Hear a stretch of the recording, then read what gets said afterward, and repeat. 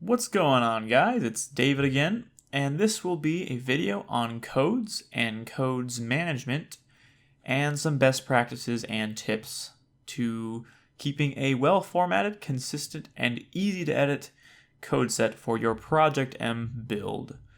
In the beginning, we'll be going over kind of the structure of a text code set and how to manage it, and then we'll be going over some tools, and then lastly some implementation.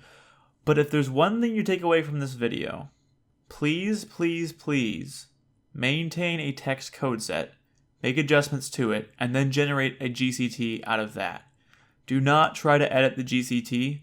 You can, there are tools out there to do it, but just for your own sanity and just to keep tabs on all the changes you're making to your code set as a whole, I strongly recommend just maintaining a text code set and then converting it to a GCT once you are finished with the text part. So I will now go into the basic structure of a text code set. So I'll include some downloads resources for this, and it will look something like this. If you open a text code set, this is something of what it will look like. It will start with the RSBE01, which is the ID for Brawl, and then you have these series of titles and codes with asterisks next to them. And so the format goes title of code, some kind of descriptor, an author of the code in brackets, followed by usually an asterisk, a space, and then a series of numbers and letters. When a line of code has an asterisk next to it, it indicates that it is enabled or that it is on or active. If you were to, let's say, take away these asterisks, or if I were to take away this, and I made this into a code set, turning mode would no longer go to rotation mode, for example. Now, Johan 1044 meticulously went through and labeled the Project M 3.6 and Legacy TE codes that are out in the community and able to share. And these sections called sanitized codes are more around which codes we want to protect because we were not given permission to share them. And as the community reviews this, we may get permission to share more. But for now, we're just calling them sanitized codes. And it is completely a coincidence that in the Legacy TE version of the code set, the last section of sanitized codes is 47. So I thought that was pretty funny. Anyways, so that's basically what it looks like and what it kind of means. And from here, I just like to go into some of the tools and how they work. So right off the bat, I'm actually going to close this. And I'm going to go to my custom TE build.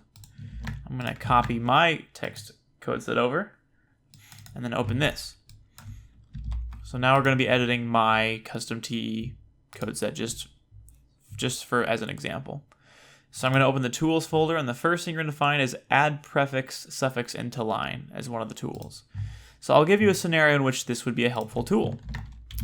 If you notice near the bottom here, there are several codes that have the word netplay in them where the asterisk does not exist, meaning this code doesn't get activated by default. And that's because they're netplay codes. This default settings modifier does things like turn off items by default and all that, whereas for the Wii version, you just want to use your Wii save file, whereas netplay is a different scenario. Here's another netplay specific one around pressing start to skip creating a save file. And then here is one, which is the song cycle code. Now, the song cycle code is actually helpful outside of the netplay build, so I'm deciding that I want to use this for my personal build. So the way that I would do that is I would copy this. Really, there's several ways I could do it. I could manually type here and do star space on every single line, but some of these codes are very, very long and that would get very tedious. So that's where this tool comes in.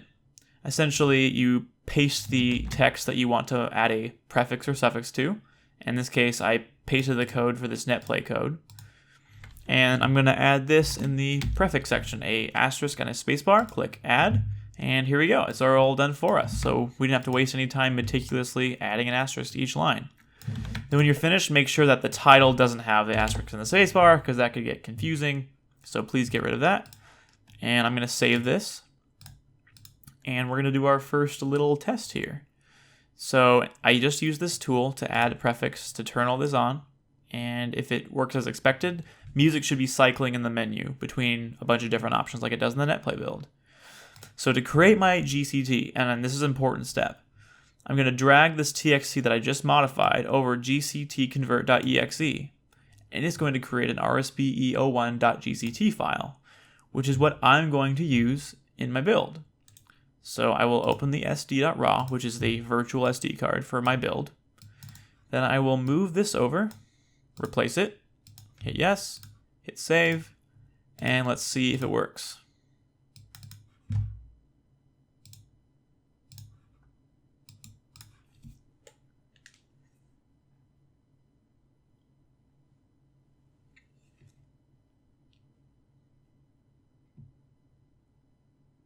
Choose your character. Alright, so if it works as expected, if I advance to the next screen and then go back, it'll change the song. Let's see if it works. Looks like it changed.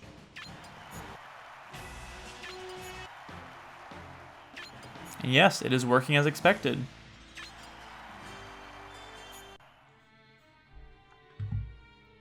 Obviously, I didn't pick the songs. They're just the default one on the Brawl disk, but obviously you would have songs in mind that you would replace. But anyway, that's the proof of concept, and that's how you can turn on codes. And if you just keep editing this text code set and then dragging it over the GCT convert, it'll update automatically your new GCT. Another practice I would do is just set some backups, just so that in case you accidentally overwrite something, you have a backup. So you could do something like, code set with song cycle, something like that. And then when you create a new one and it does this, it's not going to overwrite your old one. Just an option that you can use. All right, so that's that tool. The next tool is really interesting because it is a diff checker. And what a diff checker does is it looks at two files, or not always files, sometimes folders or directories, and it looks at all the differences between the two, and it highlights them for you in a way that is easy to understand. So the next thing I will go over is a diff check with the original txt file that I had and this new one. So I'm going to quickly make a copy. And this is going to be called, actually I'll call this one song cycle. And the one that we're editing, I'm going to go through, actually I'll do another, oh yeah, by the way, sorry, I'm kind of thinking off the top of my head here. If you want to disable a code like this, there's a find and replace feature built into Notepad that's really easy to use. So I'm actually going to open this new code.txt. I'm going to go to format, I'm going to go to edit, replace. I'm going to find an asterisk and a spacebar and replace it with nothing. And that automatically turned it off, which is really handy. So now I'm going to replace this. I've just turned it off again and saved. So I'm going to do a diff checker between this one, which has it disabled, and this song cycle one that has it enabled. Let's double check that the song cycle code is enabled on this code set, and it is. So I'm going to copy all of my old one, and I'm going to open that tool I was telling you about, the diff checker, paste it on the left, and then I'm going to go to the one with the song cycle enabled and paste it on the right. Original text, change text. Find the difference. Okay, so you can see over here it says 0 removals and 13 additions, and there's no changes at all until, as you can see, way down here on the list. So let's scroll down until we see color. What has changed? Oh, the only change is that there used to be no asterisks and a spacebar, and now there is. So that's essentially what a diff checker helps you do, is it helps you look at something in the macro sense and find the minute little details at a glance, so you know what's changed between two files. So a very interesting implementation of this would be something like the comparison of the VPM code set and the legacy TE code set. This next tool down here called WinMerge is a diff checker for Windows. So you can use this online handy one, or if you want to do a little bit more in-depth diff checking, you can install WinMerge. And I happen to already have it installed. So I'm actually going to compare the full legacy TE 1.11 code set and the PM 3.6 full code set. And these are also included in the download. Johan meticulously commented and labeled them for you guys, which is really awesome. Here's the legacy TE one, and here's the vanilla Project M 3.6 one. And he's also provided a 3.6 Wi-Fi code set as well from the build. So I will compare those two, and it will yield some interesting results. So on the left here, you have the Legacy TE code set. On the right, you have the PM 3.6 one. Right off the bat, you'll notice a difference. And this question comes up a lot where people say, hey, do Legacy TE codes work in Project M? And the answer is mostly yes, but there are a few exceptions.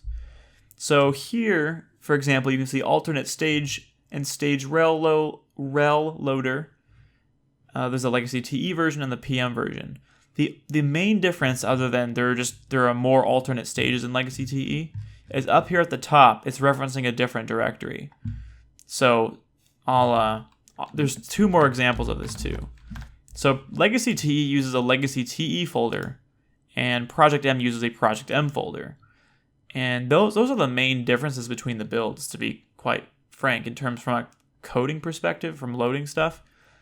If you just swap these out with each other, they'll read different directories.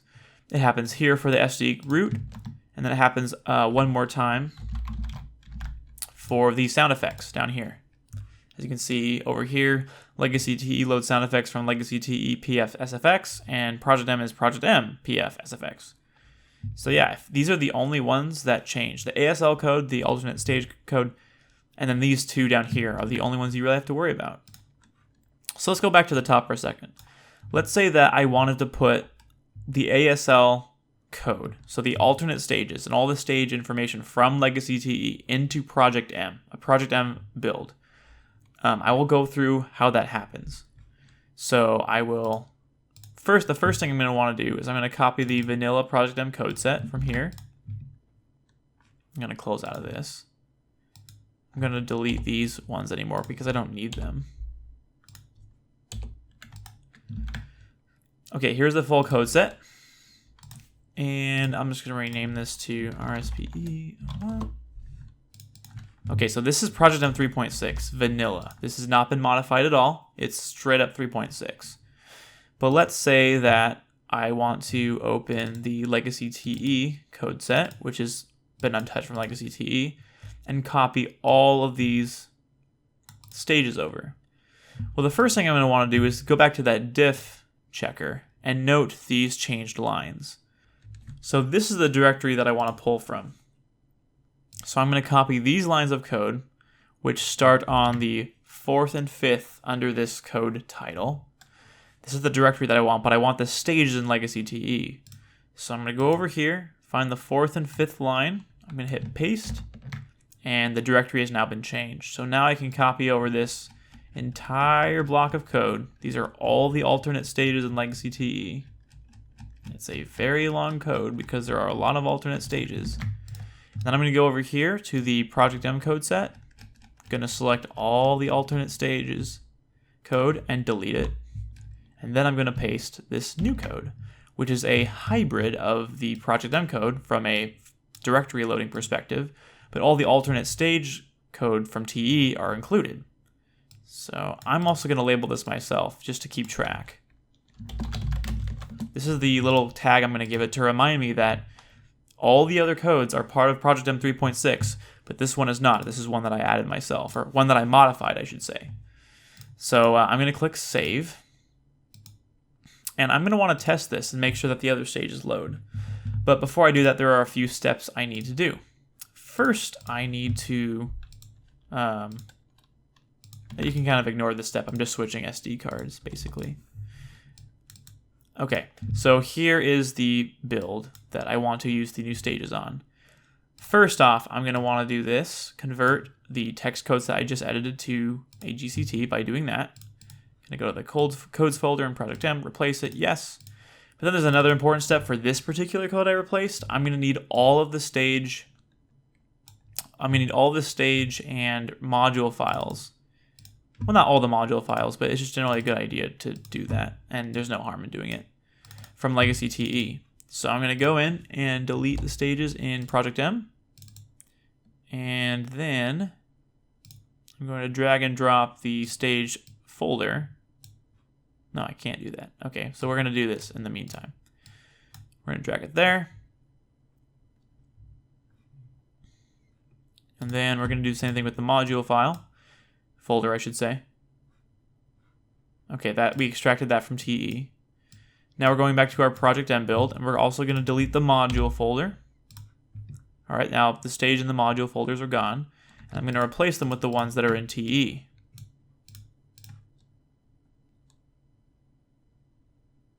Okay, I don't need these anymore to be here, so I'm going to get rid of them. Okay, so now in theory what should happen is Project M should come up,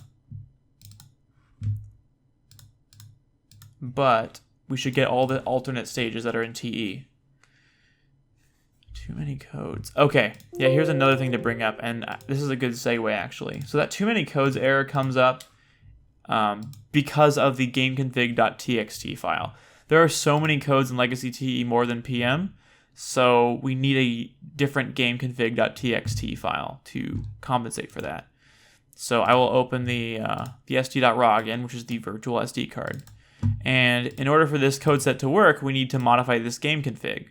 So I'm going to go to codes, vanilla legacy TE, and this gc.txt file is the one you're going to want. So I'm going to go here, I'm going to paste it here. I'm going to rename the gc.txt to gameconfig.txt and replace it. I'm going to use the diff tool again to compare the gc.txt and the gameconfig.txt. The gc.txt is from legacy TE, and the gameconfig.txt is from Project M. So as you can see, there aren't a lot of differences, but in the legacy TE one, the code starts a little earlier than the Project M one here in the memory, and the hook type is 1 versus 7. Hook type 1 means it's VBI, and hook type 7 means it is AX next frame. And they're basically different methods of like loading, and the quirk with VBI is that on Dolphin only, a handful of event matches and solo all-star mode doesn't work, but custom music does. If you use AX next frame, the quirk is that custom music doesn't work on Dolphin, but the other solo modes and everything do work. Either one works for Wii, so it's pretty irrelevant, but specifically in the case of for example, Fracture's replay pack or a ton of codes, this code list start number is going to be important. So yeah, those are those differences. So that's why, in order to get all these codes to work, I needed to use the legacy TE game config, which is gc.txt. So I simply renamed it to game config and moved it over. So now, this time around, we should not be getting that error. Let's see if it loads normally this time. All right, it found the codes this time. It didn't give us an error. That's good news.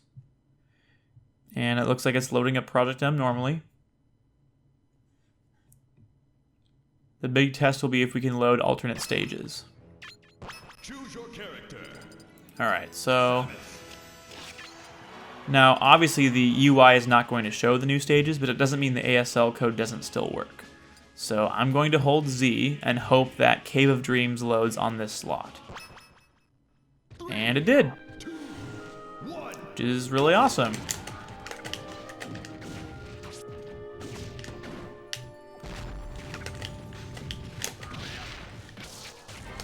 So anyway, yeah, that's that. That actually works out really well. So I'm going to close this. Okay, so we have basically just put all legacy TE stages and code into Project M, and it worked, which is fantastic. Now there are some last things I'm going to do, and then we'll be done with this video. The other thing I want to mention in the tools folder is how Brawlbox is in here, and Brawlbox actually has a code manager tool. Unfortunately, though, it has some issues, but it also has some helpful features. So I will go through those things. What I'm going to do is I'm going to you just click Tools and Code Manager to open the Code Manager from Brawlbox. And what I'm going to do is show you kind of what you can do with it. So first off, I'm going to open a GCT file. And in order to generate this GCT file, I'm just going to use vanilla project M. And I will do that by going here. I will copy this code set, go back here, drag and drop onto GCT convert, and voila, here is the GCT file. So I will show you what happens when the code manager just opens a GCT file cold turkey. Okay, so all it does is it puts every one of the codes into this unrecognized codes bucket, and none of it makes any sense. You can't organize it. You don't know what any of it means, etc. So a good first practice to do with BrawlBox's code manager is you want to open a TXT version of the code set. So I'm going to open the PM 3.6 full code set, and here you can see all the codes are labeled, kind of like how they are in the TXT itself. Now this is really helpful because you can easily toggle on and off certain code blocks, and it makes it really convenient. Another great feature is if you could click Remember All Codes in this file, in the future when you open GCTs with these codes in them, BrawlBox will recognize them. So I'm going to close, and then I'm going to open the same exact GCT we opened earlier, but this time it recognizes the codes from before because they was labeled in the code set. So that's the benefit of opening TXT code sets versus GCT code sets for BrawlBox, and then clicking Remember All Codes. So another interesting piece of this will be if I go to open a legacy TE GCT file. So to do that, I'm going to go to vanilla TE, copy this. I'm going to overwrite this. GCT file with the legacy TE code set. Open it. Okay, so it says 156 codes recognized. And that's because Legacy TE and Project M obviously share a lot of unmodified codes. But if you go on the very end here, it has this whole block of unrecognized codes. And if it doesn't match exactly what the engine has remembered, it just lumps them all into this big bucket, essentially. So yeah, so what I'm going to do now is I'm going to open a Legacy TE code set that is labeled and remember those codes. So I'm going to click Close, I'm going to click Open, I'm going to go to this, and I'm going to click Remember All Codes in this file. So now it's remembering not only the Project M ones, but the Legacy TE ones also. Here are the NetPlay ones that are unchecked, by the way, too. I would be really careful, though, because when you save out GCTs from this, so you can go to Save As, and you can save it as a GCT, is that it doesn't, depending on how you load the files and how you remember them, it doesn't save them in the correct order. And that can be really detrimental, especially if you're talking about, you know, the one of the earlier codes is change the hook type. And this is in an important spot, because if it's somewhere later down, it can break other functionality, or if the root code isn't in the right spot, it can break loading of certain things. So I just want to call that out before you make any meaningful use of this tool. So something useful you can do with BrawlBox is, let's say you get a GCT file that is brand new. You can essentially use the code manager in BrawlBox. As long as you have codes remembered, you can load other GCT files and it will tell you what codes are in it that it can understand and it can recognize, which is actually really neat and really handy. And whatever it doesn't recognize at the very end will be this big pool of unrecognized codes, basically. So yeah, those are some of the tools. Again, be careful with certain ones. The GCT Fusionizer, which has been used, is a way to kind of merge two GCTs into one, and I do not recommend using it, although you certainly could. If you want to use something like the ASL tool, again, be careful because it can easily mess up your process. So I'm going to show you an example of how you can use the ASL tool without there being issues. But yeah, typically you don't want to use tools like that. So I'm going to copy this over. And now it's the GCT. And I'm going to copy the ASL tool, put it in here. Because I know a lot of you use the ASL tool to customize your stages and stuff. So let's say I want to add a R alt to Green Hill Zone. So I'm going to add one. And I'm not going to go over how to use this tool. We can do this some other time. Let's say we want to load underscore W and hold R. Then we want to change the modules. Go to Green Hill, add one. Underscore W loads when you hold R. Okay, so what's basically happened is this GCT has been overwritten by this tool. And it's kind of like it's in limbo. It's outside of control. You're not really managing it from a text perspective. So what I'm going to do is I'm going to open up Brawlbox. I'm going to open up this code set, this GCT. And it's going to recognize almost all the codes. But at the very end here, it's going to have something called unrecognized codes. And essentially what this is this is just the modified ASL code that we did when we used the ASL tool. So to use our favorite diff tool, I'm going to go to this website that we used before. I'm going to put in the new ASL code. Let's give it a little title just because ASL. And then I'm going to go to the original legacy TE ASL code. It's a big code. And then I'm going to copy it over and we're going to look at the differences. Okay, so obviously this is different. The title's different. That's obvious. But it looks like a change happened here, a change happened here, an addition happened here, and something similar happened down here. And this, you can pretty much verify that this is accurate. This is correct. Because what this section is it's saying, hey, when you hold this certain button, load this file, stage pack, and this is saying the same exact thing but for the .rel or the module file because we just made those changes earlier. So yeah, so at this point you can rest assured that it made an accurate change. And what I would do is I would copy this code, this unrecognized codes. I would immediately edit the text version of what you're working on and then replace it. So that you're maintaining, again, like I said earlier, you're maintaining a text code set. So you can use things like the ASL tool, but you really should always go back to editing the text code set if you possibly can. So yeah, this has been kind of a longer video, and obviously I went through a lot. So if you have questions, I encourage you to experiment and just kind of play around and see the quirks of things and how they work. But hopefully this gave you an idea of how you can modify your code sets and was some help to you. So the very last thing I'm going to do is I'm going to add two things, which are actually, I'll add three things, two of which I think should be added to every single Project M build, and one I'm going to add for fun. So I'm going to start over. I'm going to go to Vanilla Project M because I'll be editing a Project M code here. And then I'm going to open this, and I'm going to rename it so I don't confuse myself. rspel1.txt.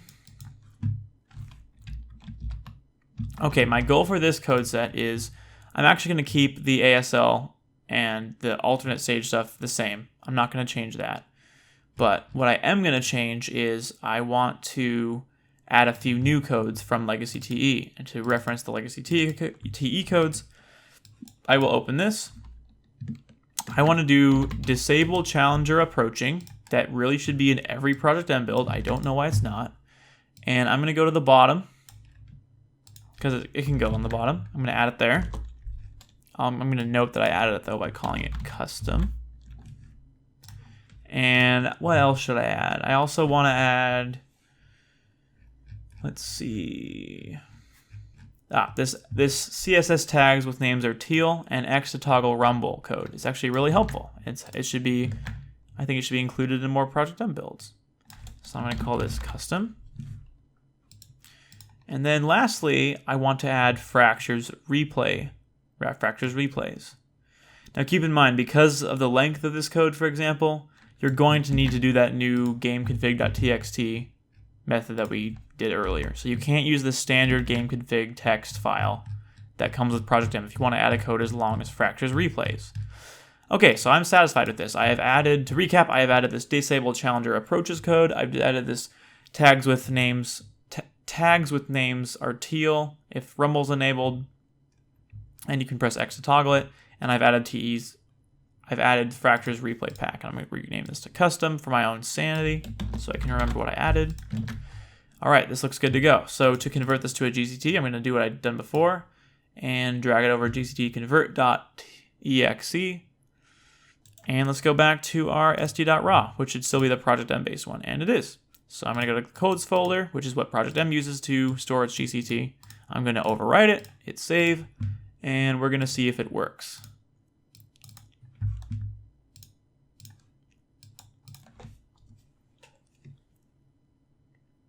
Okay, good. It said SD codes found on applying. It didn't say too many codes, which means we're using the correct gameconfig.txt file, which is basically the renamed legacy TE one. Okay. So the first thing to test is we're going to want to look at if the X to toggle Rumble code is working. So let's try it. And it is. It's working. That's awesome. And let's try and see if Fractures Replays work. So I'm going to pick Zelda and play Ice Climbers. And we will go to Wario Land. 3, 2, 1, go! Kind of my ultimate test if Fractures Replays are going to work is going to be my transformation. Because in Project M, transformations didn't really work. Or rather, earlier versions of Fractures code. So let's see if that works when we quit. No contest.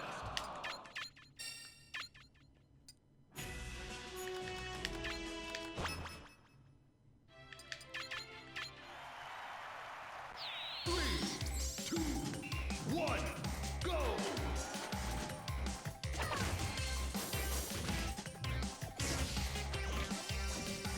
And everything looks normal.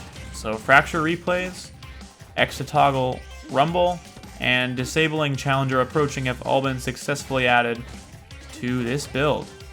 Now, of course, I can't verify that Challenger Approaching works because that would take too much time, but it's safe to assume that it did because we were maintaining a text code set and being responsible and not willy-nilly merging GCTs and trying to edit GCTs and all that. So yeah, and again, make careful backups of both and always have vanilla versions on hand in case something crazy happens.